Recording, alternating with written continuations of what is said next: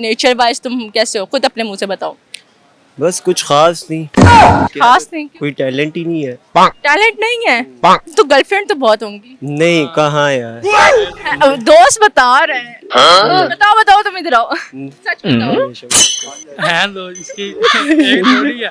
नहीं, मैं इंगेज्ड हूँ, मेरे को ऐसी कोई बात नहीं है बस। ये सच कह रहा है? हाँ।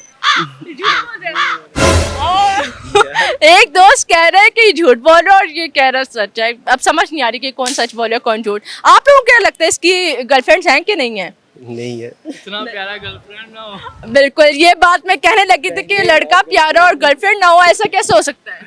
बहनें हैं, गर्लफ्रेंड सी है। पहले है, देख लो, सब देखेंगी। देखने तो अच्छी बात है, इसके ऊपर तो ऐसे ही कहना है।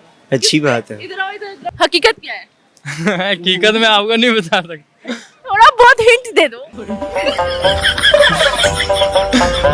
नहीं, बहुत गर्लफ्रेंड है इसकी। तो अगर ये देखेंगी तो फिर क्या होगा? वो ब्लॉक कर देंगी बारी बारी इसको। कितनी है, काउंट करके बताओ। 2, 5, 10, 15, कितनी? अरे ओ, चलो फिर आप बताओ। तकरीबन होगी 12 को होंगी। अब ये इस इधर से लग रहा है कि ये झूठ बोल रहा है। मेरी शक्ल है 12 वाली। हाँ, लग तो रहा है कि तुम हो ऐसे। प्यारी समझ गई।